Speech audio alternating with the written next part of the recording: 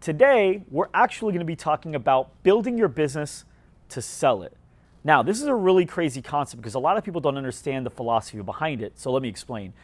Before I do, I want you to get these two books and read them. There's number 1, E-Myth Revisited, and number 2, Built to Sell. Both books in which talk about this. So the reason I believe in this philosophy is because I've seen it happen in my personal life. So I just actually sold my house about 6 months ago, and I got into a new house. And I lived in this house for 9 years. And in that 9 years, we dealt with so many little things. We had a sink that was leaking for pretty much the last 6 years. Our backyard was atrocious. It was pretty much just dirt and rocks. We had grout that had some staining in it. We had paint that was chipped. We had so many little things that were just unattractive and made the house a less desirable place to live. And what ended up happening was we said, well, we have another baby. As you know, we have 4 kids. We don't have room for them, so we need to go ahead and buy another house. We had to move into a bigger house. Well, our real estate agent came in and he said, well, here's the good news. It's a good time to sell. The bad news is your house is not in great condition in order to sell it, and here are the things I suggest you fix. And so he made all these suggestions for us to make in order to make it look better and perform better and just be a more desirable place to live.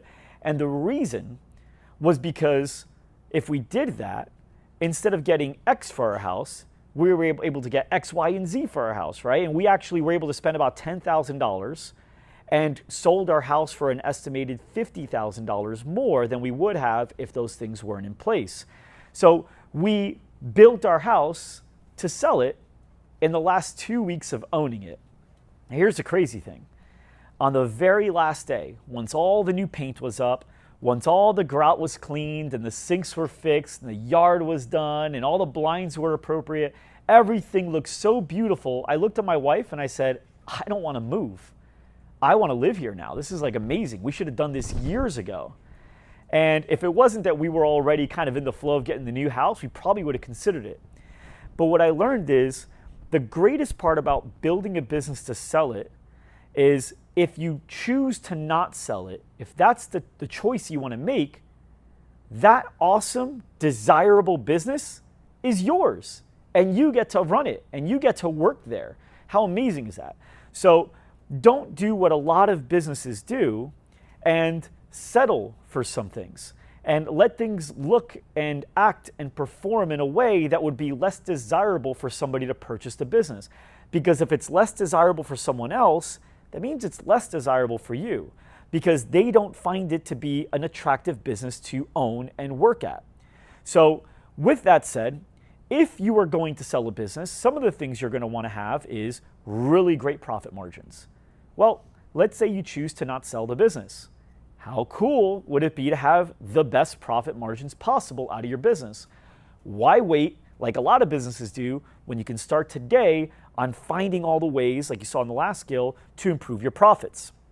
If you don't have systems in place that allow your staff to be able to work consistently and efficiently every single day and know what's expected of them every single day, if you don't have those things in place, well, this business is this person isn't going to be confident in buying the business because it's not efficient enough and they feel like it's too much work and they're probably paying more than they have to and working more than they have to in order to get the most value out of the business. Well, guess what? If you don't have them in place, so are you. So how cool would it be for you to be able to have all those systems and processes and structure in place to be able to have your team happy and knowing what's expected of them and being able to work the right way every single day? So think about all the things that you would do before selling your business. Let's say somebody came to you and said, Mike, I want to buy your business tomorrow. And I want you to give me a presentation of all the things your business has that makes me want to buy it.